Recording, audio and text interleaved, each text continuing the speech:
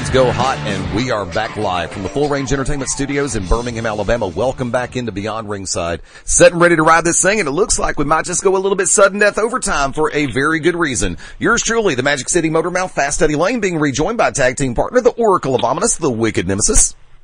This is going to be a fantastic interview. I'm loving every minute of it. Ladies and gentlemen, being rejoined, going back beyond ringside, a professional wrestling legend. He is known the world over. And I would say, Shoe Baby version, is it still version 4, sir? The one, the only, Dirty Dutch Mantell joins us here on Beyond Ringside. How you doing this morning? Oh, I'm doing great. You had a big pause there, so I didn't know what was going on. I thought you lost me for a second. No, I'm doing good. I'm doing fine, and it's great to be back on the air with you. Well, I was asking about Shoe Baby because when we originally met back in back during a previous convention when you came on board with us, you told us that you were up to Shoe Baby 4. Well, Shoe Baby 4, maybe Shoe Baby 5 now, because I've had 4 or 5. It's hard to keep track of them, and they last about. If you know anything about leather will last maybe, in the way I treat it, maybe 4 years, maybe 5 years. Okay. It lasts longer now because when I used to, of course, it would get damp because I'd, just being traveling around and leather gets old and it'll break. Right. I got a few stories about, there's half of Shoe Baby 3, I think, still in Puerto Rico. And I went to use it one night and some fans grabbed it and we had a big tug of war. And they had about 5 on their side. I only had 1 on my side. And so, finally, it just popped right in the middle. They ended up with half of it. I ended up with a handling of maybe a 3-foot-long piece of leather, and they got half of it, and I got the other half. Okay. Yeah, I remember you told us about some of the stories one time that occurred down in Puerto Rico. You said that there were virtual riots going on during some of the shows. Virtual riots? See, virtual was only in cyberspace, virtual. Well, These were real riots. And so, and in my, I've written 2 books. The first one's called The World According to Dutch. Right. And I just wrote one in December, and I'm going to talk about that in just a minute. Okay. It's called Tales from a Dirt Road. But in my first book, I detail a riot in San Juan, Puerto Rico, and there was like 13,000 people in this inside Coliseum. It was the biggest at the time there, called Roberto Clemente Coliseum. It's not fun when you go out there and there's probably 13,000 people. Imagine the worst or the wildest redneck bar you've ever been in, and multiply that by 100. That's what it is. Okay, now I'm scared. They were all hammered. They were all drunk. It's late in the show. I mean, they've been drinking all night long. And when you walk out there, I have never done this before, and I've had riots before, but I've never had riots twice in one night. We almost had a riot, or people trying to get me going to the ring. We had to fight to the ring. And then when we got back, we had to fight. Of course, we had to fight to get back. And I got beat. So usually when you get beat, people say, oh, well, I'll leave alone now. Not those people. They were drunk and they wanted to get me. And it's not a fun feeling being the center of a riot. You're the center of attention. And, I had security around me, but, man, they were coming from all sides. And it's a pretty high coliseum on the sides and ends, and they were throwing stuff down. It was wild. I believe it. I'm just glad I got out of there. But I went there to sell tickets. I didn't get there to get votes.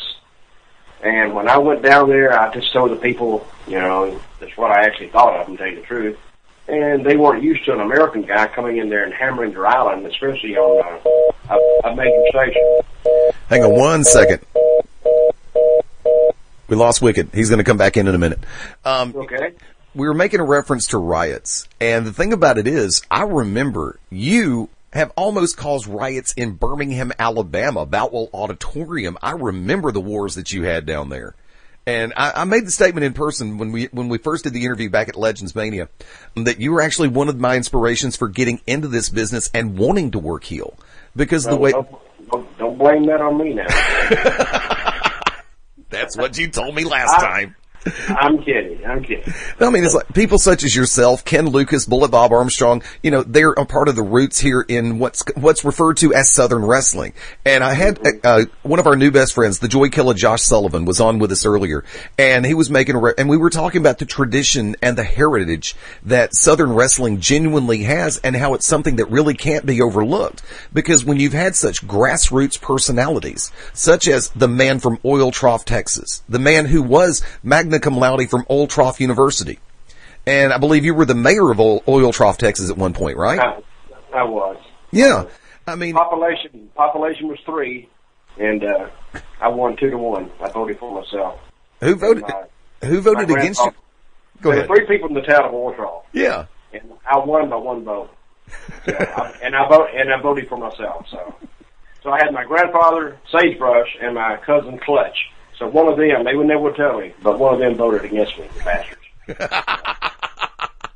Now, we were making a reference to the book a minute ago, and I'm referring, of course, to The World According to Dutch, the first book. You wrote everything first-person account, which is, a lot of people like to use ghostwriters or co-writers, and you took the time and you penned this thing out all the way through, and it comes across, and I've gone through it twice, and I'm actually going to pick it up for a third time somewhere very soon, and it's a tremendous read from start to finish. And when you and I spoke previously, and you said that Tales from a Dirt Road is going to be coming out, and you said it's from the early reports that it was going to be possibly even better than The World According to Dutch. I'm sitting back going, how in the hell can it be better? Because The World According to Dutch, great firsthand accounts of so many different aspects of your career and the pro wrestling industry. And how did you manage to expound on that for the second book? Well, I got enough stories. I mean, if you go back 30 years, it's not hard to find stories. You just got to find the most interesting ones. I got stories I could probably write one a year for 10 years and never have to do the same story twice, and probably more than that. But the history of wrestling is full of stories. It's full of characters. And when I wrote my first book, and I don't know how many people have heard the first interview, but I wrote it in about 5 weeks sitting on the beach in Puerto Rico. I would go out on the beach in the morning, and I'd lay around and look at the beautiful Caribbean, and then I would go in at night, and I'd sit down at my keyboard, and I just knock it out. Okay. Because I already had the stories in my head. All I had to do was transfer them. And, make sure that it flowed well. And when I tell you a story, it may take 2 or 3 minutes to tell the story, but in the book, I expound on it a little more. And I think it's a really good read, the first one. And now the second one, the first book was 272 pages, The World According to Dutch. Right. I wrote that in 5 weeks, basically. The second book is called Tales from a Dirt Road, and it's 338 pages, which is 60 pages more than the first one. Right. And I wrote it in about 7 weeks. So when writing a book first-hand account, you just have to relate the story. Now, if I'm writing a nonfiction, I was writing nonfiction, but if you're writing fiction, you got to sit down and you got to map all this out, and it takes you a lot longer to write a fiction book than, of course, shoot first-hand accounts. Mm-hmm. On Amazon, and I may have told you this before, but on Amazon.com, you can find the book there. That's a place for John Grisham and J.K. Rowling and Stephen King and the huge best-selling authors. So when I look on there and I see Dutch Mantell listing on Amazon, it's quite a humbling experience because that's where I'm not anything like them, of course. I'm not trying to compare myself to them. But it is a tribute, and it was a thrill for me to just see my book listed on Amazon.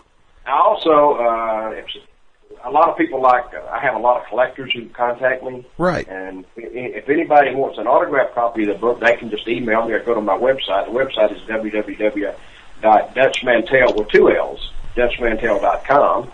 Or if they want to email me just for information, it's dirtydutchmantell with 2 L's again at gmail.com.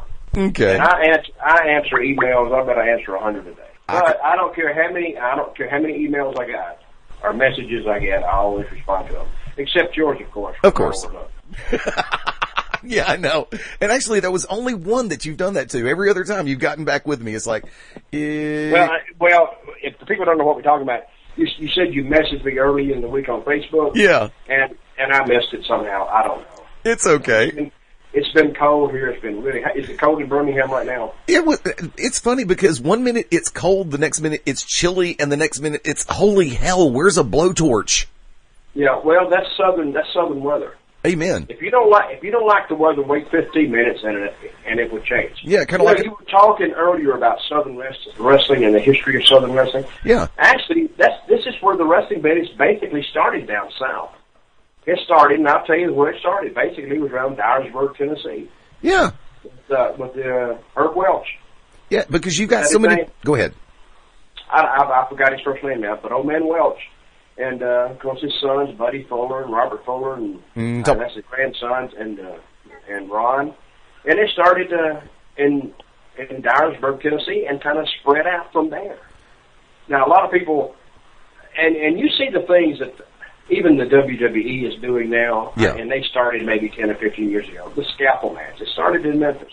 The barbed wire matches, that probably started in Memphis or Amarillo. The Texas Death Match started in Amarillo. So a lot of those early starts to any of the matches you see today basically started down south and were just transferred to the north.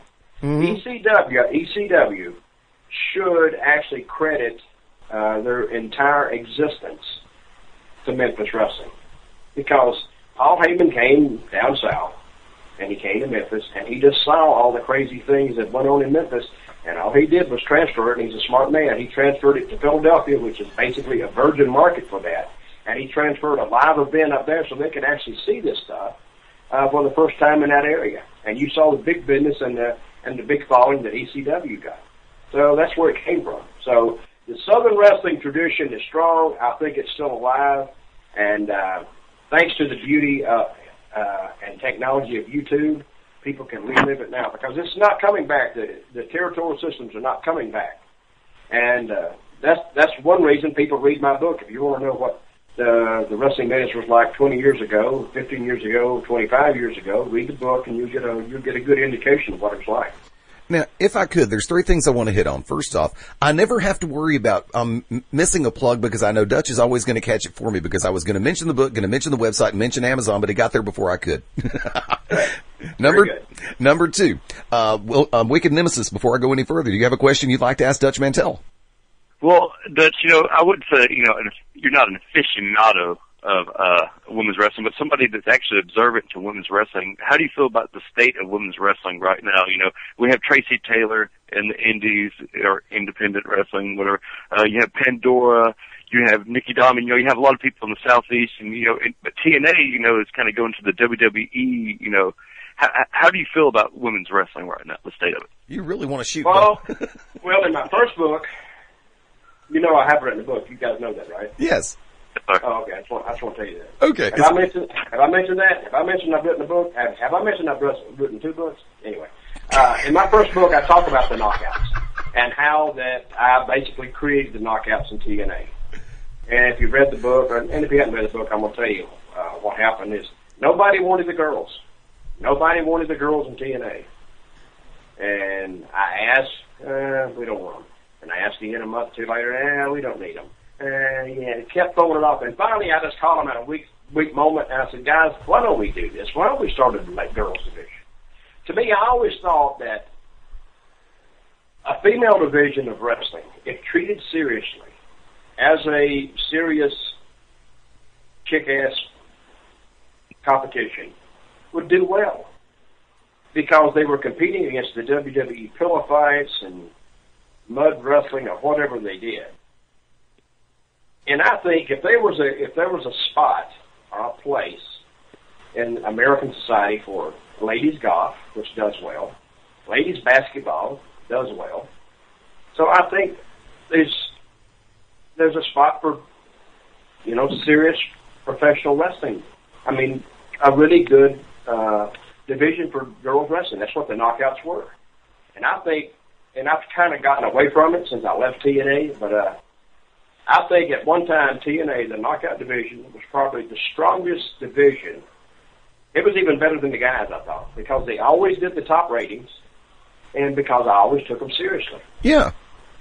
And I didn't have them out there getting naked. To me, that is so 15 years ago. That is so last decade. Because if you really want to see naked women, today got young guys, and that's what wrestling Spike appeals to, the young guys. If they really want to see that, don't you think they just go directly to the internet and see the whole deal? Either that or your local gentleman's club. Right. And without using their imagination. I mean, They can sit in front of their computer and see it. Exactly. All of a sudden, a girl get naked on TV. Well, that's, to me, it's insulting to women, and it's insulting to men. That's my opinion. But I think now that, and one thing that's hurt wrestling right now, I don't want to get off on another subject now, but one thing that's kind of hurt pro wrestling is because of, and I don't want to say UFC because to me I find UFC extremely boring at times. Because I don't want to see two guys locked up in some compromising hole and lay there for 5 minutes or whatever. I just don't want to see that. But there is a hell of a market for it because it is a competition. It's a real competition. So I thought if we took female wrestling and kind of kept the characters and kept the presentation, but let the wrestling speak for itself, I think I told them I thought it would work. And as time went along, I was proven that, yeah, people will actually watch that. When I put Gail Kim and Awesome Kong, Amazing Kong, I think she's being called now, when I put them in the ring, they would do sometimes a 1.3 rating. And sometimes we put our top guys in TNA on the show, and they do a 1-1. Yeah. So, and nobody wanted the knockouts until they turned the number. Then guess what? They wanted the knockouts. Oh boy, that's our idea now. Dutch, you didn't come up with it. That's us. Now we'll take it now. But really, for the first year and a half or so, they left it alone. And when they left it alone, and I just ran it, and I'm not saying it's me, but I just had a vision. I just kept it. I just kept it kind of pure. Kept it pure and down to earth, and I never gave those girls anything they couldn't do, and I never had them pillow fight or do any of that silly stuff.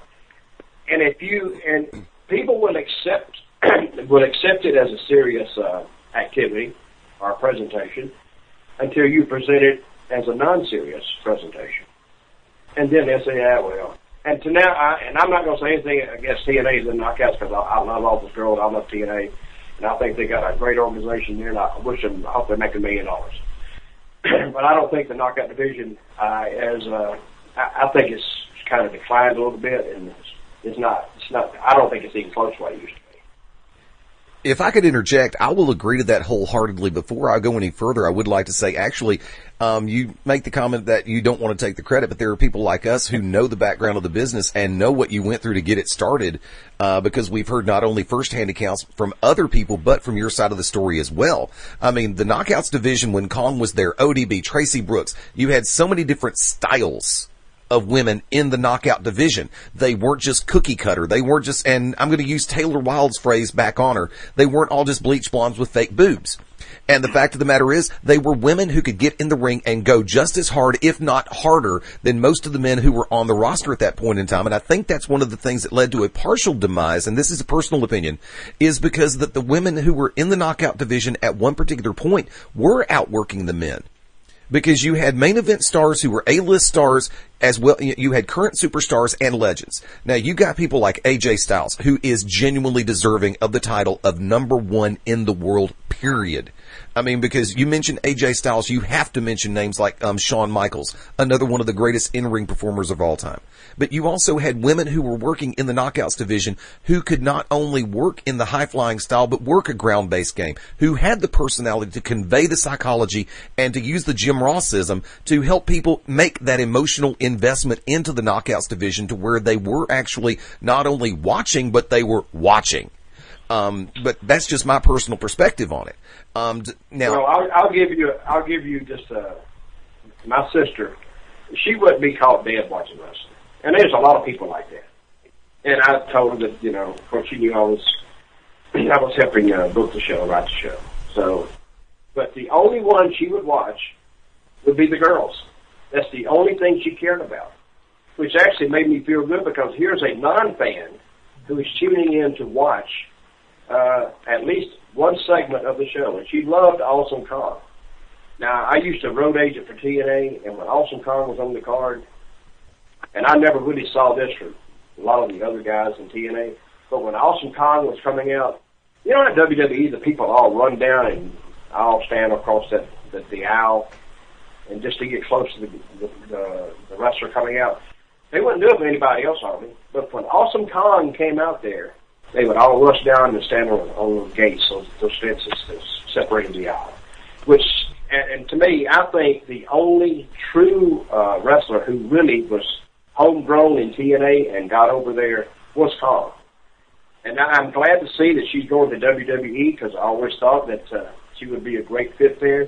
And she was great to work with, tremendous talent. And I didn't know who she was Hey, if you read the book, you read the book. I didn't know who she was before Gail Kim brought her name up. Wait. Look her up on YouTube. And when I looked her up on YouTube, I said, I gotta have this girl. And I got her. Now, wait a minute. You made a reference a second ago about a book. You have a book out?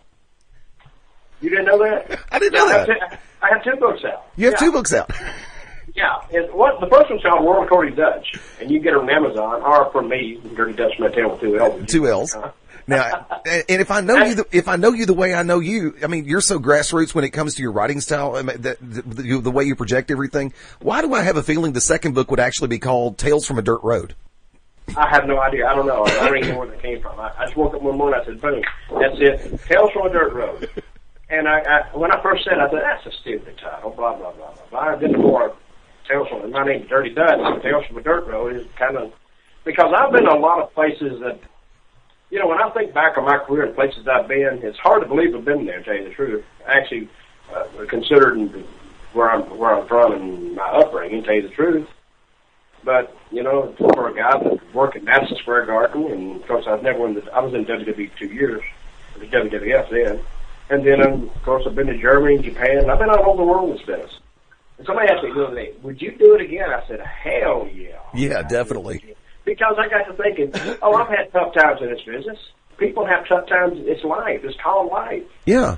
And yeah, have I had tremendous weeks and tremendous years? Yes, I have. Have I had bad years? Hell yeah. Everybody has good years. Everybody has bad years. But I got to thinking, Dutch, you know, that's my name. So when I say Dutch, I kind of answer myself, you know. I said, Dutch, would you be happy working like an 8-to-5 job, 8 to 4, whatever, you know, I don't know. But I don't think I could get up and day after day and go. Now, if I loved it, yeah, I could do it. But if I just had to work a job, I think I'd hang myself or something. I don't know. See, a lot of guys get into wrestling because they don't like to be told what to do all the time. Right. Now it's more corporate than it used to be, but years ago, guys, wrestling was the Wild West. If you liked it, you could stay. If you didn't, you say, hey, I'm gone, and walk out the door. And I say this every interview I do, and we could do that in those days because there was 32. When I broke in this business, there was 32 different companies you could work for. Right. 32. And now what's it down to? 1, 2, that you can actually work and make enough money to support yourself. Actually, I would say a lot of guys call themselves professional wrestlers, but you cannot really call yourself a professional wrestler. You can call yourself a wrestler, but you can't call yourself a professional wrestler unless you actually make your living full-time off wrestling business. Right. I don't think. Now, that's my opinion. And you can call yourself a musician, but it doesn't mean you're a professional musician. You're just a musician. You never hear anybody say, I'm a professional musician. Well, you don't hear that. You say, I'm a musician. But a wrestler, I'm a pro wrestler. I don't get the connection, to tell you the truth. Wicked, come on back in for 1 second. I know you got one more for Dutch. Yes, sir. Because I got to get ready for the show. Mr. Mantell, tell us the secret to Bill Dundee's hair. What does he put in it? Is it real? Well, Bill Dundee's hair is naturally black. It's just always been naturally black. I've never seen it any other color. It was jet black when I met him, and it's jet black now. And I don't know how in the hell he does it. I think it's his diet. I don't know. He said it's oranges one time. I don't know. So. If I've got to ask this, and this is something I wanted to ask you in a previous interview. Now, watching you and watching your career for as long as I have, and like I said, I've been a tremendous fan of yours over the years, and I still mark out every chance I get because when somebody mentions the name Dutch Mantell, it's like, yeah, I know him. Super cool guy. Hey, by the way, did you know he has a book? And he spells it with 2 L's. For the record, the way that during this interview and during a previous interview and during promos that you have cut, you have the unique ability to stay over as a pure heel in this industry, and at the same time, you can interject pure levity. You can pop in a pure zinger one-liner, get people cracking up 1 second, turn right back around, and they hate you just as much the next. First off, how do you attribute your ability to do that? And second off, do you feel that being a pure heel and being able to get over like that is a lost art in this business? That's one question. Kind of, sort of. 1.5. That's a whole hour conversation with me. No, it's just the way I talk. You know who else could do that, and I always respect you for this? Who's that? Ole Anderson. Yes. Ole Anderson. He was hilarious, and you get to listen to him. But one thing that I can abide and one thing I can't. One thing I can't abide is boring. Don't ever be boring. I don't care what you're doing. Don't ever be boring. Right. And I don't know. That's just the way I've always talked. And I've always I was always an in-betweener anyway. I could go either way. You Right. could actually put me on the card twice in one night. Put me with a good guy, and I'll be a bad guy. Then you put me with a bad guy, then I'll be the good guy. It could change. Sometimes it's just according to who you put me against. Because I had and I'm not going to say it's a unique ability, but I was actually pretty good both ways, to tell you the truth. Yeah. Because, hell, I didn't change my style. I mean, I really didn't. I wrestled the same way, no matter what door I came in, I always wrestled the same way. And I always used to kind of disclaim on my interviews. I say, hey, whoever gets the first punch in might have the advantage. I said, because I'm coming to fight, whatever it takes. And the people kind of respected that. And because the business today has changed so much, it really has. And I don't know if any of this stuff will work today. I don't know. But because, like I said, the business has changed so much. But this is the way I always did it and the way I was successful, and I never strayed from it.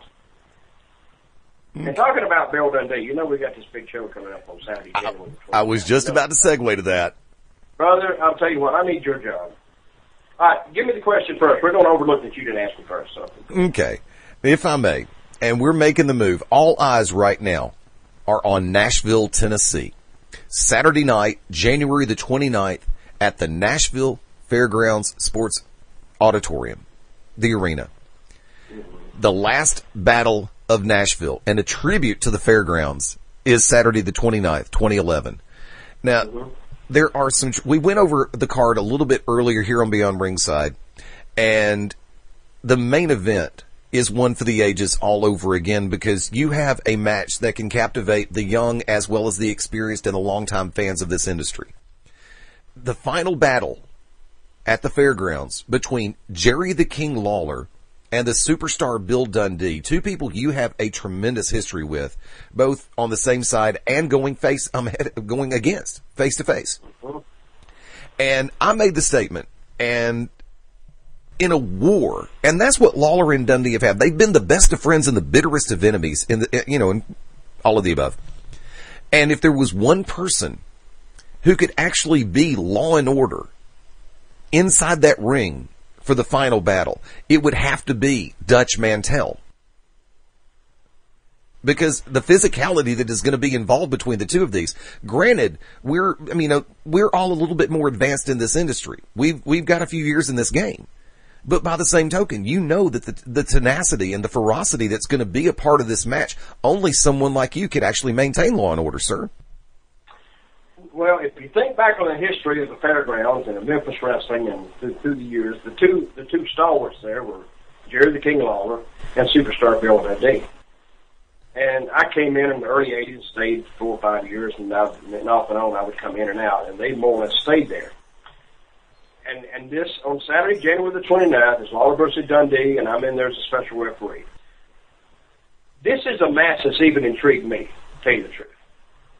I mean, when you look at this, if you just look at it on paper, you see, damn, that's a hell of a matchup. Because it's intriguing on paper. And once it's intriguing on paper, you know it's going to be intriguing live. So when we step in there, and this is for a good cause. This is for Make-A-Wish Foundation. Right. And it's for those little kids. And I can't think of a better sponsor or a sponsor for the program than that. And it's a great card. And the tickets aren't expensive. It's $10 general admission, $14 VIP, and I don't know how they ever arrived at $14 VIP, but it's a great price. And I think all the VIP tickets are basically, they may be gone by now. I don't know, but I'm expecting, me personally, I'm expecting a tremendous crowd there, because this is the last time that you're going to see, other than on YouTube, probably, this is the last time you're going to see Bill Dundee, Jerry the King Lawler, and Dirty Dutch Mantell all in the same ring at the same time. I think we opened that building up. It used to be Nick Goulas there, but Then Jerry Jarrett, the Memphis promotion, took over. And Nashville was kind of dark for a while. We didn't run that. And then we finally got TV in Nashville. And all three of us were on the same card the first night we opened the Fairgrounds Arena. And it's come full circle. And now on the last show, we open it and we're going to close it. I think there's people coming from England, from the UK. There's people coming from Canada, Michigan, West Virginia, Alabama, Florida, Georgia, North Carolina, Mississippi, Indiana, Kentucky. They're coming from all around. And they're coming, and this is what's coming to the show. Guys come up to me, and I'm no spring chicken. I've been around a while. But guys will come up to me, and they say, hey, 40 years old, whatever. And they say, Dutch, I remember watching you when I was a kid. I said, okay. And they got a kid with them, and the kid's 10 years old or whatever. And they bring their kids back with them to show their kids what they saw when they grew up. And to me, I think that's what you're going to see. You're going to see a lot of people there with their kids there.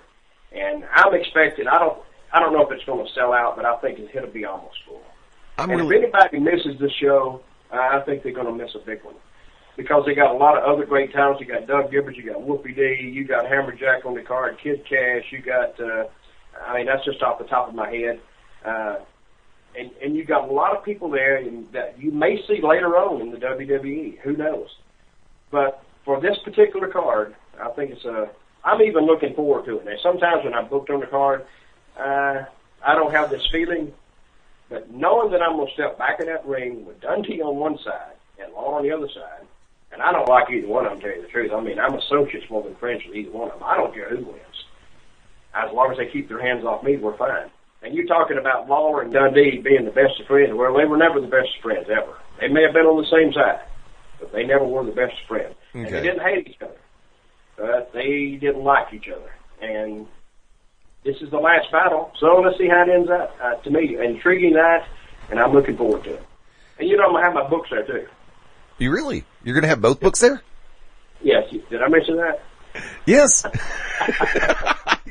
Man, you're just a shameless promoter. You ought to be ashamed. I have too much fun when we do these interviews because I never know. We know which direction we're going to go in. We don't script anything. We don't plan it out. It's like, a lot of shows will be. Wait a minute. You mean this is not written down for us to read off like they do in those other two companies? They hand us a script and say, hey, read this.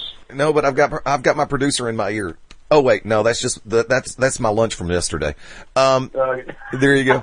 If I may, because I'm actually looking at the card. I'm looking at the lineup as it stands right now. You have got people who are tremendous on, I use the term, the indie circuit.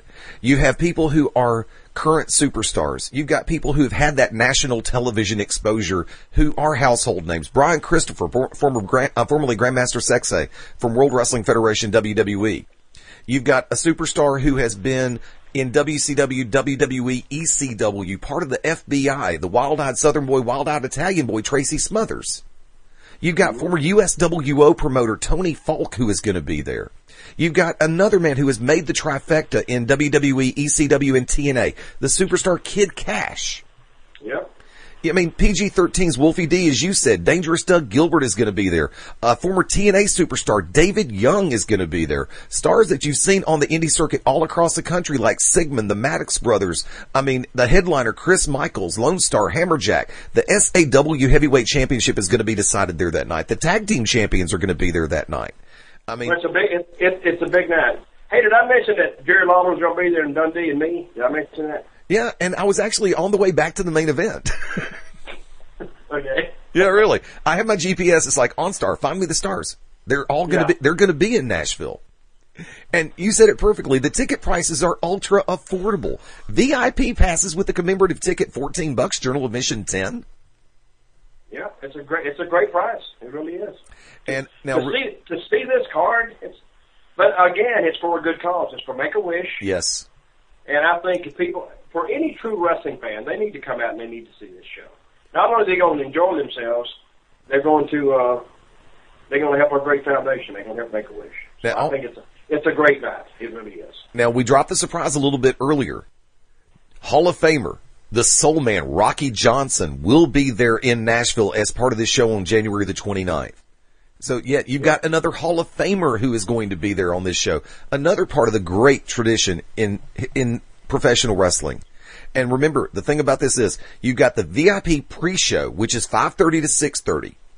Then the doors open to the general public at 6:30 with the first bell at 7:30. It's going to be at the Nashville Fairgrounds Sports Arena, 625 Smith Avenue in Nashville. Ticket information is up at, they've got the VZE site. It's at www.sawfairgrounds.vze.com. And also, for those who get in touch with us here at beyondringside@gmail.com, I can give you a direct email address for one of the promoters for the event. They can give you direct ticket access also. You can go to I was about to segue over and go, and yeah, you can go to DutchMantell with 2Ls.com and you can find out more about the two books. Yeah. See, I'm gonna make that segue back to the books for you, man. You know that by now. Oh yeah. I'm glad you. I was going to help you out if you missed it, though. Nope. You know I'm not going to miss that. I was going to traffic copy you right back to it. So. There you go. Yeah, really. If I may, though. Now, first off, one more time. The books are available through Amazon.com, right? Yes, they are. And you can also get your copy of the book autographed at the event Saturday, January 29th in Nashville, right? Yes, you can. Absolutely. Now, I'm gonna close on this question, if I may. The levity that you share with us and with the interviews that you do, the promos that you do, who, in your opinion, and you've been all over the world in this industry, if you had right off the top of your head, pull the name out from under the hat, who would you say is probably the biggest jokester or prankster that you've ever been around in this industry? The jokester, well, you would, and I don't know him that well, but the Dynamite Kid, and I've only met him one time, but I've heard so many things about him, but his jokes weren't funny. His jokes are sometimes brutal. I mean, they were like brutal ribs. And I'm not going to tell you some of the things he did, but they're kind of funny, but they're not kind of funny. So it's a lot of jokesters, you know. It's according to how far they go with it. Sometimes as jokesters, you know, it ends up a fight. It ends up a war of words. So. Right off the top of my head, I couldn't really give you an answer to that. Because I was never a jokester. I never pulled ribs on people, and I didn't like it pulled on me because sometimes they got out of hand. Yeah, sometimes they do. But it gets a reaction. It does. It does behind the scenes. And that may be a chapter in my next book. Some of the ribs that you probably heard about but didn't know the background to. And because some of them are downright nasty. Downright. They're kind of funny, but they're not funny. And I'll explain that in my book. I'll be looking forward to it. Like I said, I'm working to get everything in place to get a copy of the new book, Tales from a Dirt Road. It's available through Amazon. It's also available through the website, DutchMantell with 2Ls.com. And folks, once again, if you're able to make the show, Saturday night, January the 29th, it is an all-star extravaganza put on by Southern All-Star Wrestling. It's the tribute to the fairgrounds, and the man who is in the middle of it all during the main event is our guest at this time. Ladies and gentlemen, Dirty Dutch Mantell has just gone beyond ringside. If I may, if there's a comment that you'd like to throw out to the wrestling fans right now, specifically pertaining to the Nashville event or in general, what would that be right now from Dirty Dutch Mantell? Well, I'd like to thank all the wrestling fans for actually being wrestling fans, and as long as I've been in this profession, because without the fans, seriously, I'd have had to go get a job. And I hate to work, because working took up all my spare time. You know what I mean? If I'm working all the time, I had no time for myself, and I didn't like that. So when somebody says, when they talk about wrestling fans, I love them all, and I wish I had 40 billion of them, to tell you the truth. But I just want to tell everybody I appreciate their support. I appreciate their support for our profession, and I don't think the wrestling business is dead. I think it's kind of in a coma right now. But I think there's something that's right around the corner that maybe turn it around. And one thing about WWE, about every 5 or 6 years, that Vince McMahon, he's an older man now. If you study his history, every 3, 4, 5 years, he reinvents the WWE. Yep. And he's going to reinvent it again. Yep. And because if anybody's followed pro wrestling, it's a cyclical business. It goes up and it goes down. It goes up and it goes down. Yes, it does.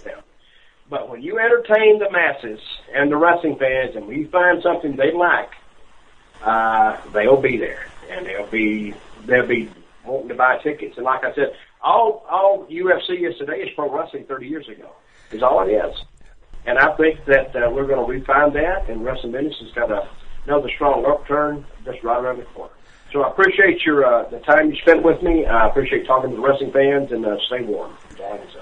Dutch, I want to thank you for coming on board with us. It is a great honor, as always. And remember, the door is always open. And, you and I being the pure shameless individuals that we are, anytime you've got an upcoming event that you really want to push, all you got to do, drop me a Facebook message. It's just that easy. You got my phone number. Shoot me a phone call. Shoot me a text. It's that easy.